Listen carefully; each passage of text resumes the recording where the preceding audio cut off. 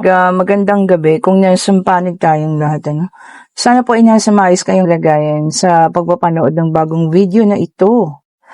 Ayan, salamat po sa lahat ng mga nag-aabang. Ayan. Salamat din sa lahat ng mga nag-order. Yung mga nag-order po ha, napa-JNT ko na. Sa malalapit, expect nyo po yan bukas. Darating na po sa inyo ha. Thank you so much po sa inyong walang sawang pag-order. Ayan. At kay Madam dun sa Switzerland, salamat po ha sa order ninyo. By Thursday po natin ito postal. Kasi web po ang day off ko. Ayan. Wait nyo na lang po pero i-update ko naman kayo ha. Huwag po kayo mag-alala. Okay po.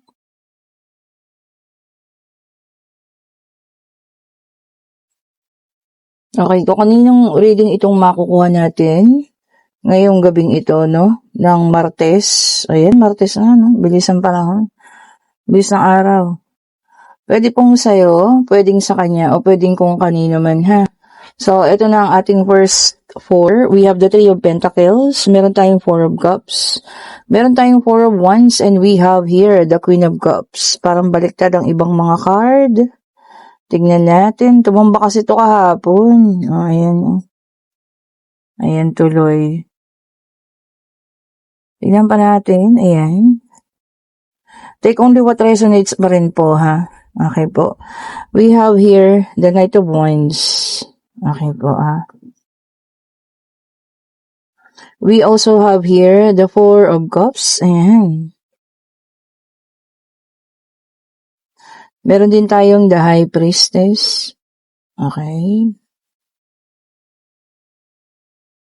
Meron din tayo rito the Hierophant. Ayan, complete ha, ang ating situational reading ngayong gabing ito. Alam niyo, marami tayong nakikita rito kaganapan. So, siguro ito yung mga bagay na dapat ninyong malaman na maaring sikretong ito po ay naitago sa inyo, ha? Or po pwede rin alam nyo na, pero hindi lang ninyo, kumbaga hindi nyo binabanggit, no? Kumbaga hindi nyo to bino-voice out, sinasa loob na lamang. Or maaring talagang hindi nyo pa rin alam ang mga bagay na ito at kailangan talagang ilabas na or malaman ninyo. Siyempre, kailangan ding makuha ang inyong kuro-kuro o anuman damdamin sa mga bagay na ito, ha? Okay po, so nakita natin. So kung mapapanood mo ang reading na ito po ang mga bagay na dapat alam mo. Okay po. Meron dito, no, pinag-uusapan ka, ayan. Maaring kung hindi ito sa trabaho ninyo, pwede rin namang chismis. Okay po.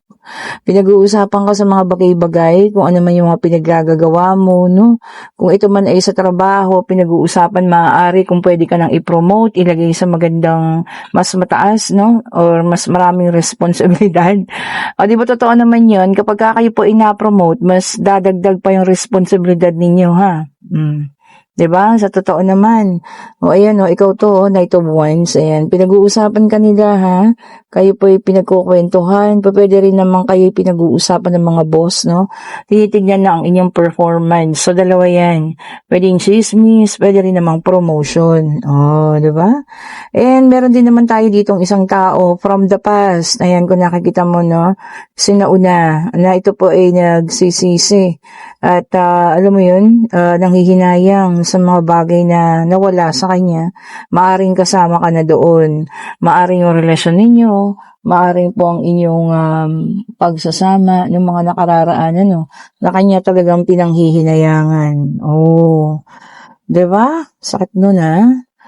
Para mo sa kanya, masakit yun dahil nga pero imong matagal kayong tapos, diba, magkasama, tapos siya yung mismong, ayan. O, di bali siya naman ang nagsisisi sa ngayon. Meron din tayo rito the High Priestess and 4 of Wands. So, ayan, ha. Dito, meron naramdaman na parang sila ay magkarelasyon na. O, maaring kung ikaw man may karelasyon na yun, ayan, medyo nararamdaman mo na ang taong ito ay maaring meron na ring iba. So, ibig sabihin, lumilipat na ang kanyang pagtingin sa isang whether lalaki or babae, diba? Kung kanino man, pero lumilipat na ang kanyang pagtingin. Oh, diba po? So, kung ano man, ang mangyari, alam ko namang nararamdaman mo na. So, siguro parang inihahanda mo na rin yung sarili mo, no? Clarification na lamang. Or yung mismong pagsasabi ng taong yun na meron na ngang iba. O, 'di ba? Ang masaklap dito, parang kasal pa nga iyon. O baka yan kanyang mas gusto niya, no, yun ang kanyang pakasalan. Yung sakit nun, di ba? Kayo yung matagal nagsama, pero iba yung papakasalan. Well, anyway, okay lang yun, di ba? Ganon talaga. Hindi natin mapipilit ang ating sarili sa kung sino man, ano. And meron tayo ritong the Hierophant. Ayan. Alam mo, medyo merong isang tao rito nagiging emotional. Ayan. Pero ang taas naman ng kanyang faith. No. Ang taas ng faith niya kay Lord, 'di ba? Kumbaga, marami man siyang pinagdadaanan ngayon, pero lahat po 'yun ay kanyang ipinagpapasa Diyos niya na lamang. Oh, 'di ba po? Well, kung ano't ano man ha, sana ay maging mas maayos, mas maging maganda. At talagang alam mo 'yun, umahon ka na sa kung ano man tong hirap na nararamdaman mo sa ngayon. Okay, tingnan pa natin dito sa ating pangalawang deck of cards. So, ulitin ko ha, kung napanood mo ang reading na to, ito yung mga bagay na dapat mong malaman. Ayan, so we have here the Six of Pentacles, and ang sabi naman dito ng ating Five of Pentacles ay yung pakiramdam, magkakaroon ng pakiramdam na parang ikaw ay nanlalamig, or feeling cold, ikaw mismo makakaramdam, o pwedeng mga tao ito, pwedeng pagkaisahan ka, o pwede rin namang isang tao lang, talagang ipaparamdam sa'yo na, alam mo yun, hindi ka na gusto. Naku, yun ang mahirap. Hindi pa masabi, di ba? Bibigay pa sa'yo bilang pakiramdam. Ako naman, sabihin na lamang, di ba? And then we have here the King of Wands. Ayan.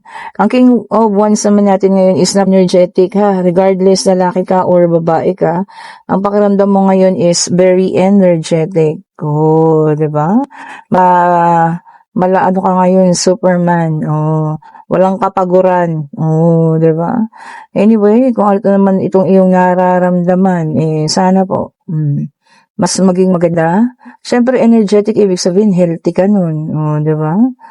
Yan na maganda, di ba? Energetic, parang walang pagkapagod. Especially siguro sa mga kabataan yan.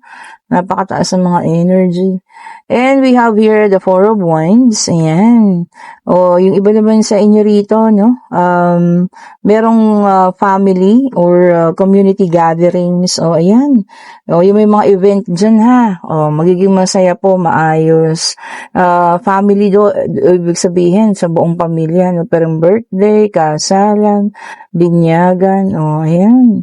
Drink moderately, sabi nga nila, And we have here the Two of Pentacles. Ayan. Sabi niya rito ha, merong iba naman sa inyo magbibigay ng tulong. Kasi magta-transfer daw kayo, ng kaperahan. So baka maaring may humingi ng tulong. Ayan ha. Yan nga, dapat mong malaman. Diba? Kung tunay naman at tama ang iyong tutulungan ha. And we also have here the Seven of Cups. Ayan. Sabi niya rito na pamimili at pagdedesisyon. So, pipili ka. Maaari mga bagay man ito or kung ano man, pagpipilian mo at meron din ito desisyon na gagawin sa buhay mo. Tama nga naman, hindi mo basta-basta pipili lang, di ba? Kailangan pagdesisyonan din. And we have here the Queen of Swords. Ayan.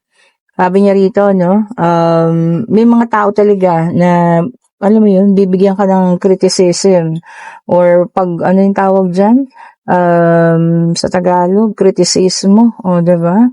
Hindi lahat matutuwa, nagagandahan sa ginagawa mo. Ganun talaga. Iba kasi ang pag-intindi ng mga tao, hindi naman yan pare-parehas. Merong magiging masaya, meron namang magiging hindi, na natutuwa po, diba? Di kung hindi sila masaya, di wag, diba?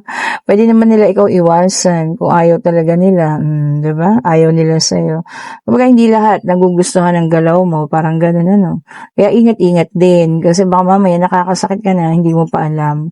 And we have here the star, may dalang number 17. Ayan. Sabi nito, sa iba naman daw po, ikaw ay isang inspirasyon. Oh, 'di ba? Maganda.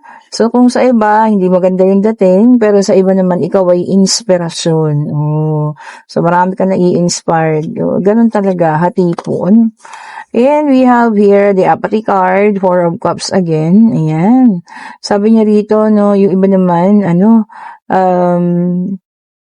focusing on the negative side. Huwag mo intindihin. Siyempre, hindi naman maiaalis, no? Na tayo pa itatamaan ng mga negatibo. Ganun talaga. Negative sila eh. Minsan talagang, alam mo yon, nakakagat natin yung pagiging negatibo nila or naia-adapt natin. Pero wag mong hahayaan, ha? Hayaan mo na lang sila. Hindi, yun ang pag-intindi sa'yo eh. Mas kilala mo ang sarili mo. Di po ba? No? Mas alam mo yung sarili mo. Mas kaya mong gawin yung dapat mong gawin talaga. Sila, wag mo nang intindihin. Okay, so ito, kinuha ko itong ating isang card.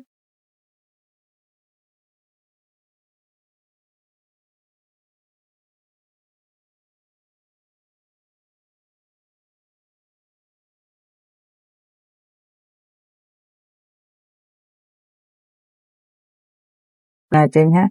Tignan pa natin. Ayan. Ito parang sa iba naman, pwedeng sa'yo, pwede pa rin namang sa inyo kung kanino, ha? Only what resonates.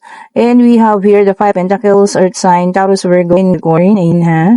Naku, sabi niya rito, no, pagkatalo. Oh, di ba?